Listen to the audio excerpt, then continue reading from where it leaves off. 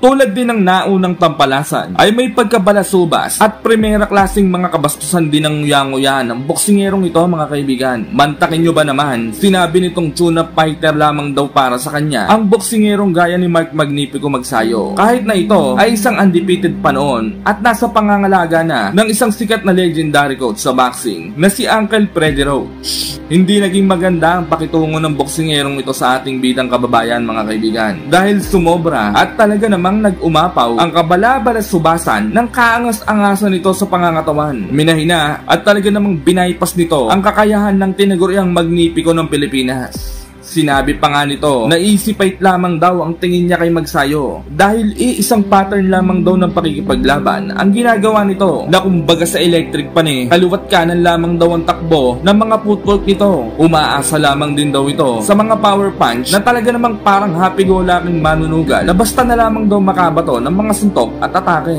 Tawagin na din daw ni Magsayo ang lahat-lahat ng anita-anito nito dahil sisiguraduhin daw niyang maghahalo ang pigsa sa mga kulane at uuwi siyang luhaan ng kanyang lupang sinilangan. Ipaparanas daw niya ang gulpe ding nguyang-nguyaan at mga bugbog de alimpungatan na may 120 banggaan sa pamamagitan ng brutal at walang karespe-respetong pamamaraan. Sisiguraduhin daw niyang hindi makakalimutan ni Magsayo ang tamis at pait ng lasa ng kanyang mga kamao. Pagagapangin niya daw ito hanggang magmakaawa sa kanya na ipatigil na ang laban. Sinagot naman ito ng ating pambato at sinabing wag daw puro dakda at gawin na lamang nito ang kanyang mga sinasabi. Puro daw chismis at kamaritisan ang pinapairal nito. Hindi naman daw bungangaan ng laban kundi suntukan. Kaya itikom na lamang daw nito ang bunganga nito at mag-ensayo ng inam nang sa laban ay hindi mga mote.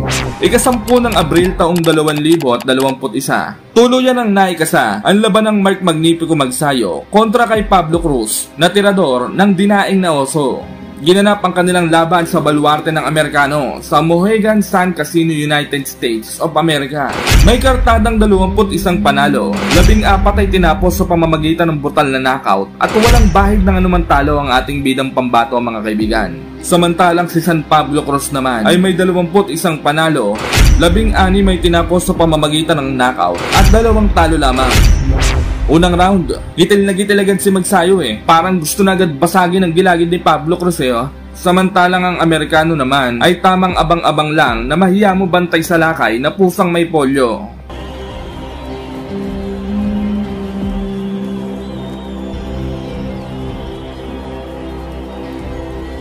Round 2, dito na mangyayari ang kahindik-hindik na pagbagsak ni San Pablo Cruz mga kaibigan. Tinamaan ito ng humahagupit na short counter left jab na mahiya mo hinampas ng up and down na bahay.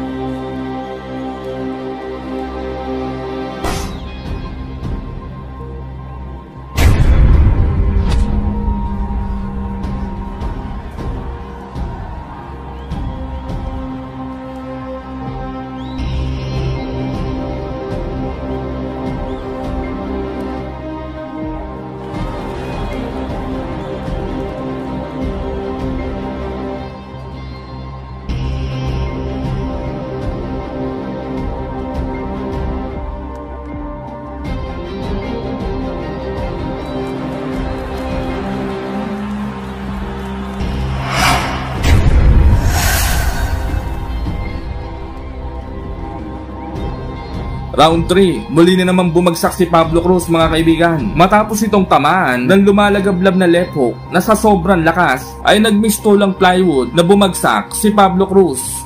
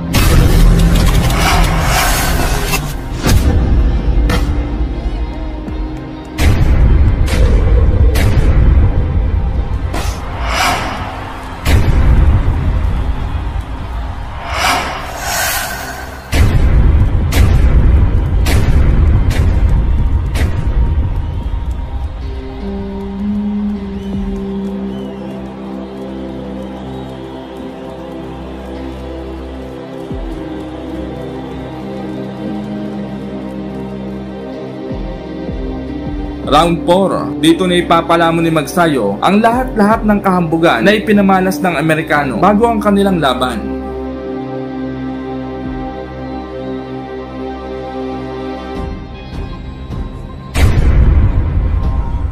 Finish him!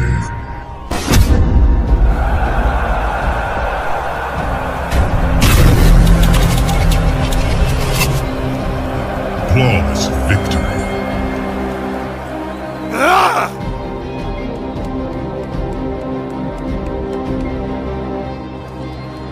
Hanggat hindi mga nakakatikim ng kalampag di alimpungatan at bugbog di kalimot, ang mga ganitong klaseng boksingero ay hindi ito titigil kakangaungaw at kakaangas. Ngunit sa sandaling makatagpo at makaharap na nila ang parusang ibinagsak ng tadhana at gumamit ng instrumentong mga tao upang turuan ng mga ito ng leksyon di pangkalawakan, ay siguradong titiklop at magkokorting mangga ang mga mukat sipit-sipitan ng mga nguya-nguya nito dahil sa bugbog na kanilang daranasin sa kamay ng mga mandirigmang naatasan.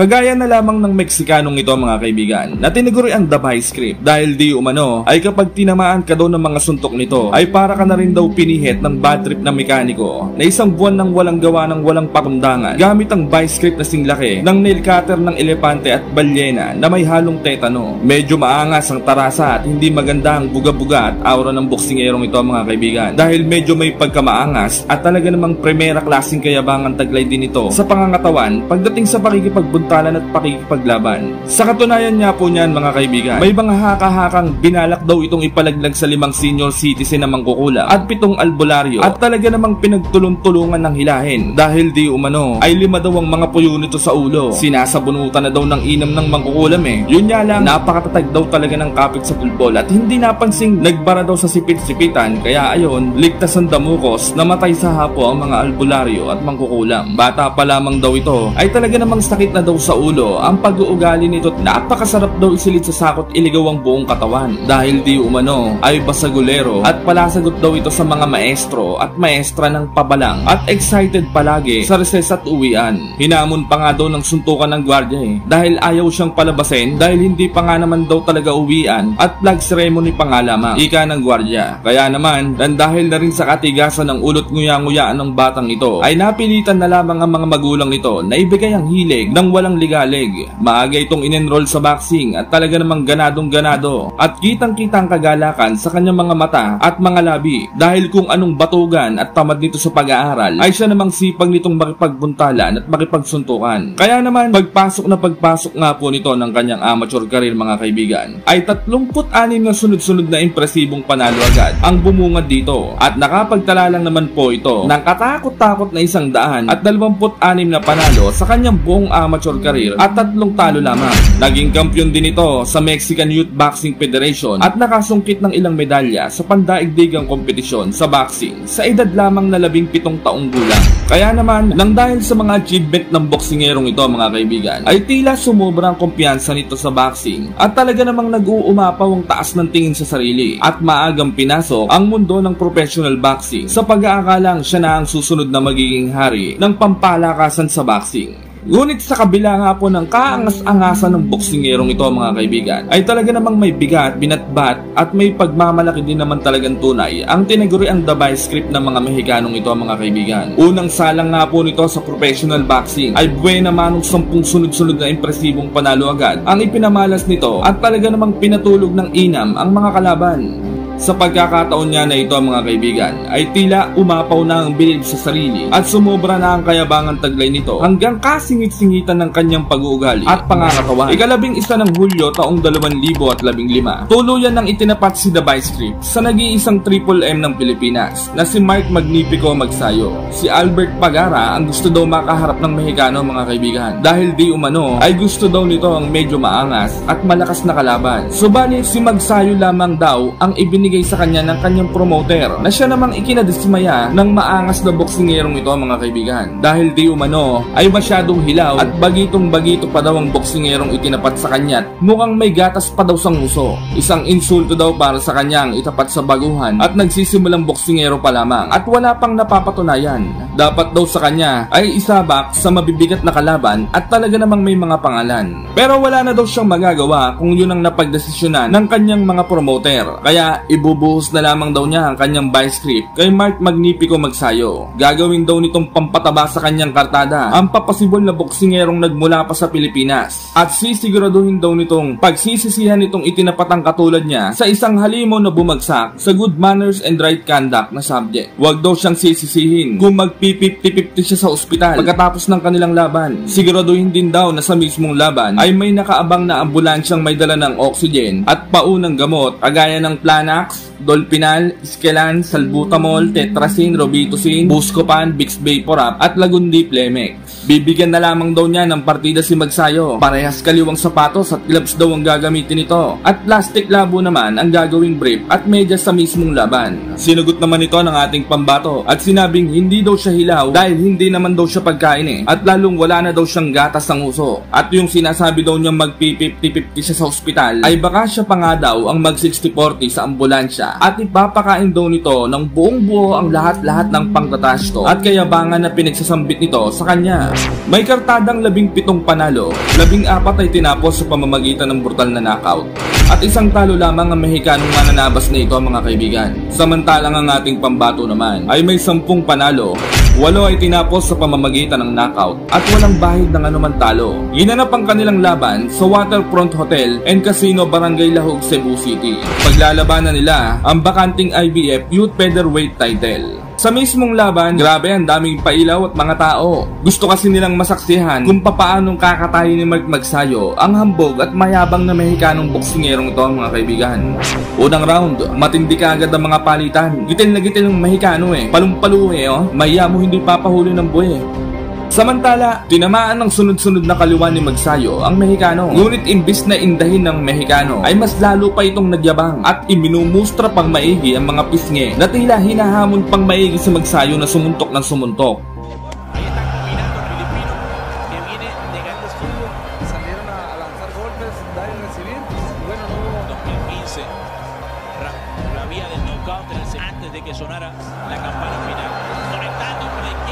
Walang hiya mo ng yabang nito mga kaibigan. Grabe, napakalaki naman ng pisngi. Mahiya mo papit ni Jigsaw na kumanto ang tabas ng pisngi. Rafael Reyes, pero bueno, eso es la historia de siempre, no lo sentí.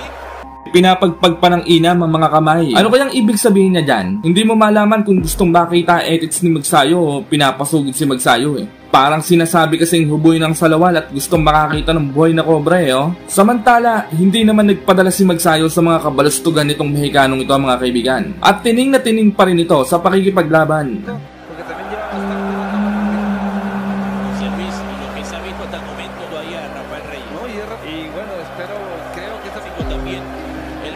Magsayo no lo consigue a su rival, no lo consigue, buscando ahora lanzando bombazos, como te digo, buscando lo acaba y bueno, como te voy a repetir, esta pelea no va a ser huesos viejos. Vamos, repetición, mejores momentos de ese primer asalto entre Magsayo, el magnífico de Filipinas, invicto, enfrentando a Rafael Reyes, y ahí estaba el jab que le hablaba José Luis Castillo de izquierda de Magsayo.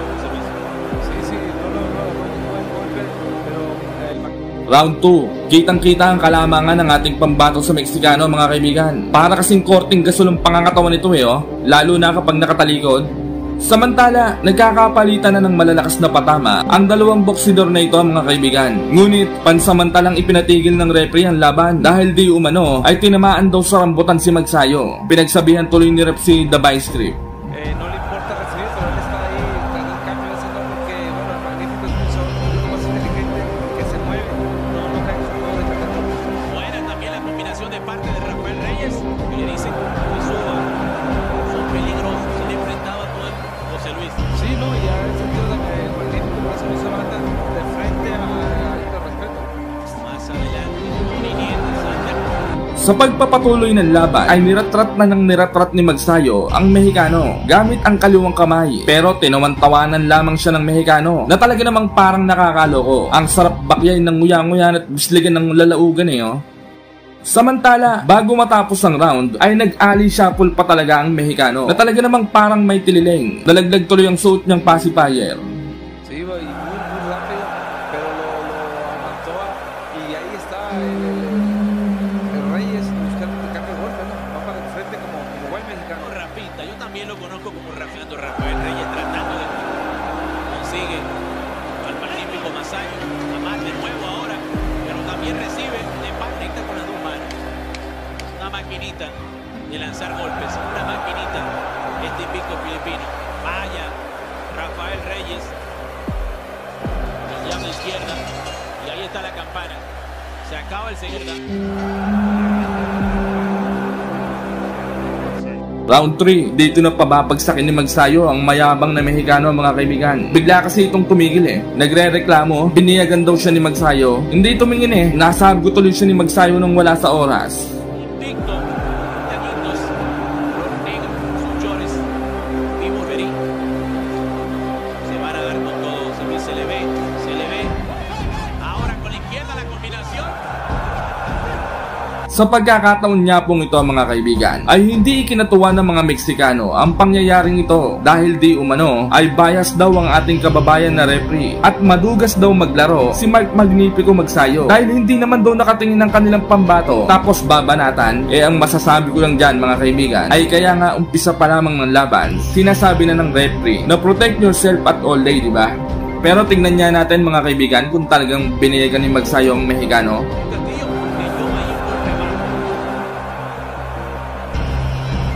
Di ba? Kitang-kita naman, Napakalinis. Hindi sa rambutan ng patama. Maliban na lamang kung diroskas ang itlog niya, nalilipat sa tiyan, low-blow talaga yon. Sa pagpapatuloy, magsisimula pa lang ulit ang laban. Nauntog na naman biglang Mexicano kay Magsayo at nagre-reklamo na naman. Ang laki kasi ng ulo parang sayoting walang korte Samantala, dito na magyayabang ng inamang Mexicano. Pinapagpag ng maigi ang kanyang mga kamay na talaga namang parang ogag.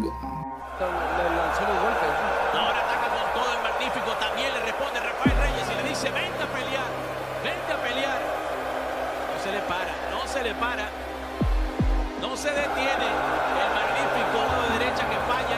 Magnífico Masayo. Reyes. A pesar de la diferencia en cuanto a lo técnico, de lo que es la limitación que tiene en cuanto al boxeo, comparándolo, Está mucho en cambio el magnífico. debería ser la clave. Va a ser la clave, yo pienso que va a ser la clave. Ay, qué magnífico. Esperando. Lo contragolpeó muy bien, entró la derecha. Cabezazo, se queja. Rapidito Rafael Reyes, Fico Masayo.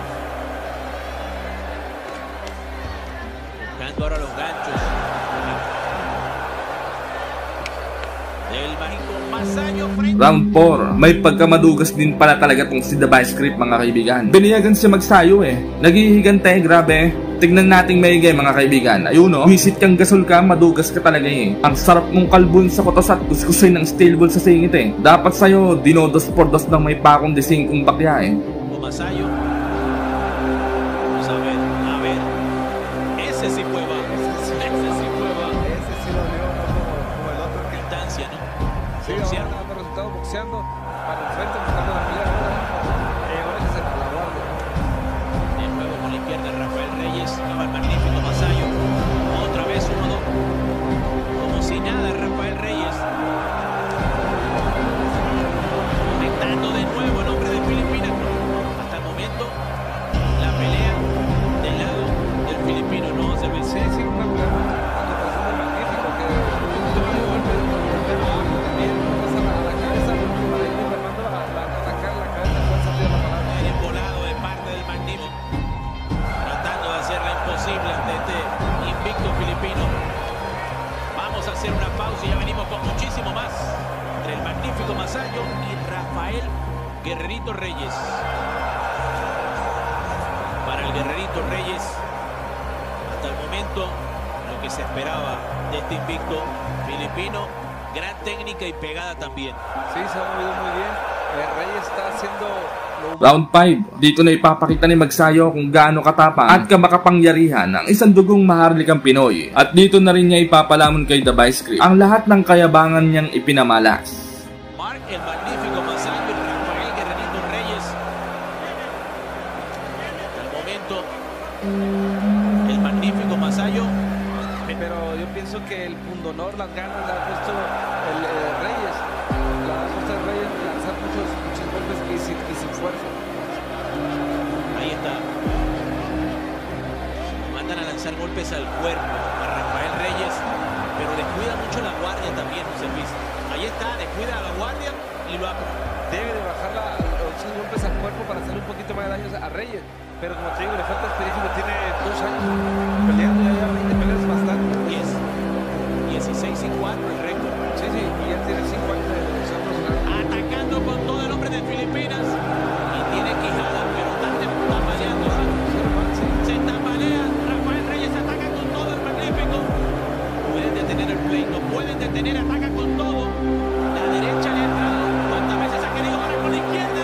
Y se va a la lona, no hay más. Agarró confianza y entre más larga hizo la pelea, iba ganando claramente, iba encabadito a Hacienda del Magnífico. Ahí estaba, la derecha le entró 5 o 6 veces contundente. Y sólida, fuerte, lo ponía mal cada vez que le metía la derecha.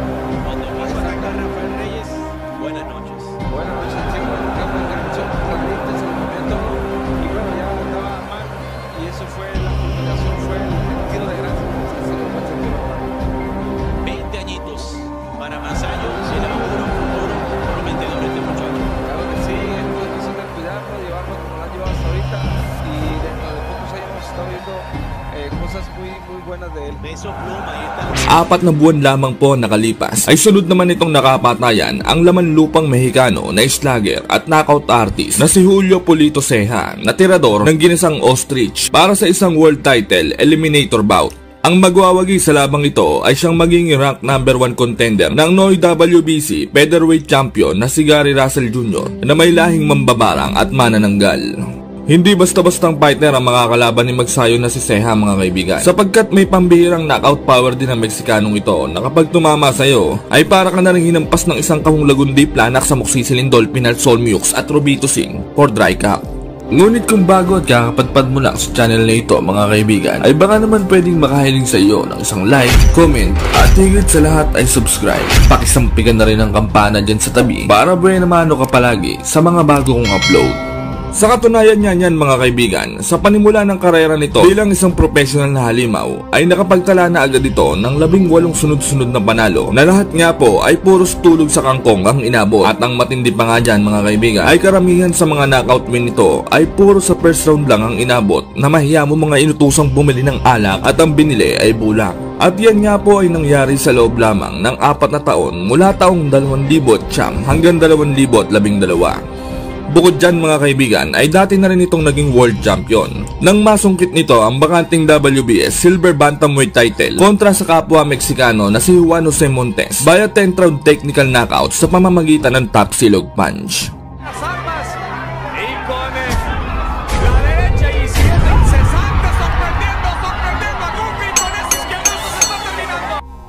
Taong 2015 naman nang maagaw nito ang WBC Interim World Super Bantamweight title sa isa pang Meksikano na si Hugo Ruiz na tirador ng dinaing na kalabaw sa loob lamang ng 5 round.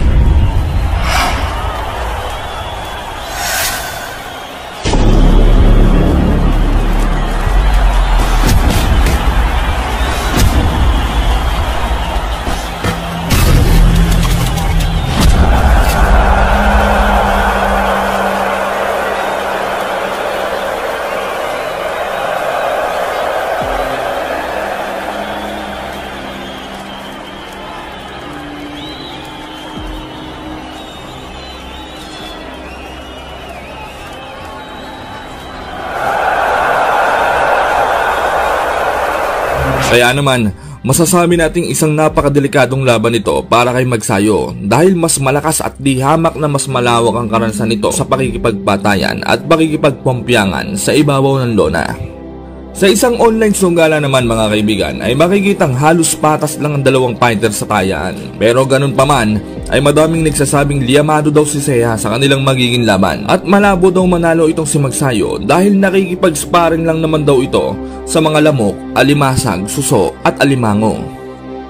Ayon pa nga sa isang kilalang betting site na thegamblingsites.com ay bagamat undefeated daw itong si Magnifico ay wala pa naman daw itong nakakalaban na di-kalibreng halimaw kumpara kay Seiya na ilang beses nang napasabak sa mga di-kalibreng Encanto, Maligno at Aswang.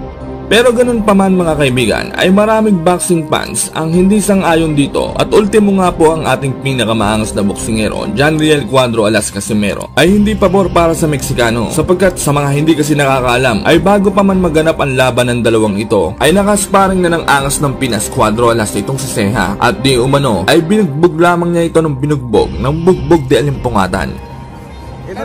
Magsayo? Oh? $1,000? Ilan? Dalawa? Kaya ko yun eh. Bugbugbuha yun si sparring eh. Na-sparring mo yun? Oo. Yung si Has? Na-sparring mo yun? Bugbug ko yun. Oh? Kaya naman alam niya na kayang-kaya itong romansahin ay step patulugin na Magsayo sa kanilang magiging laban.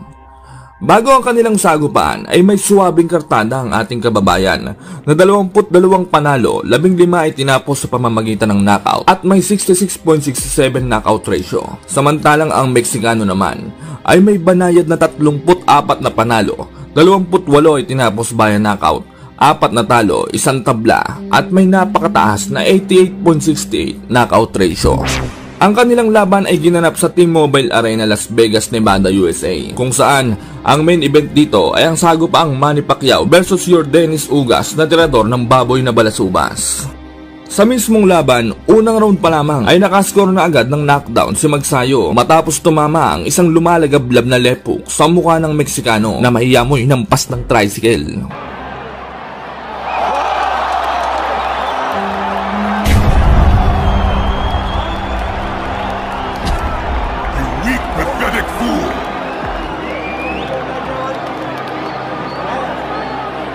Subalit makunat din talaga ang lambes sa mukha nito si Seiya mga kaibigan sapagkat imbis na umatras matapos bumagsak ay tila mas lalo pa itong lumakas at ginanahan sa laban na mahiya mo nakarobos na unggoy.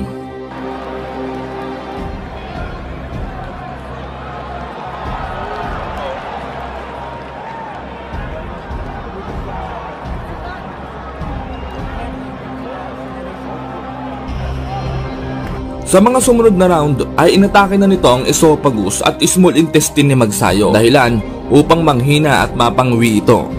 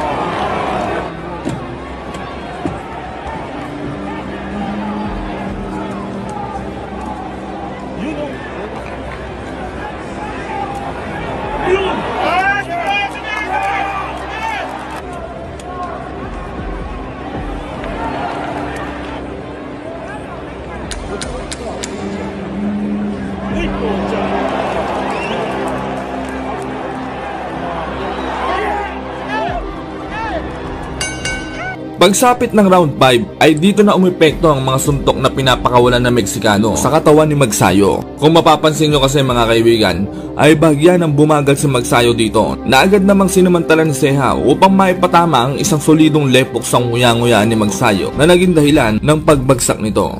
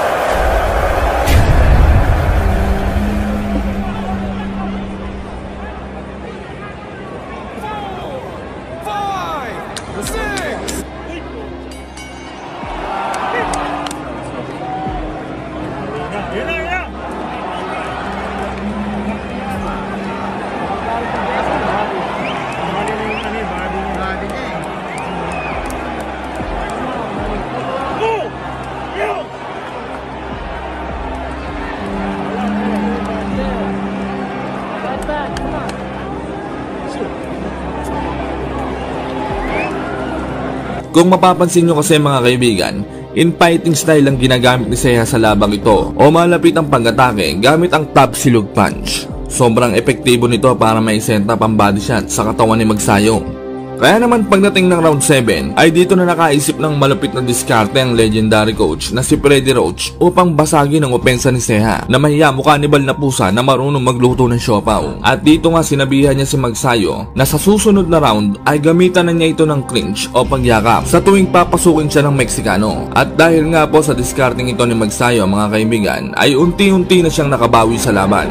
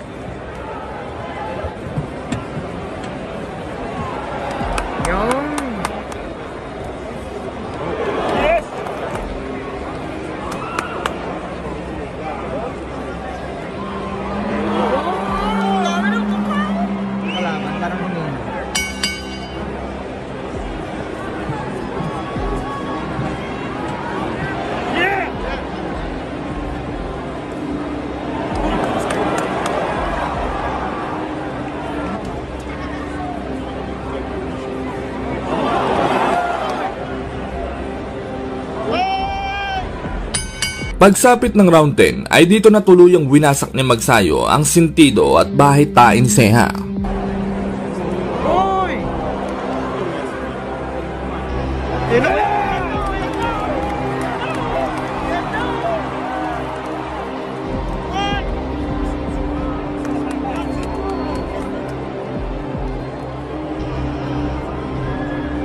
Finish him!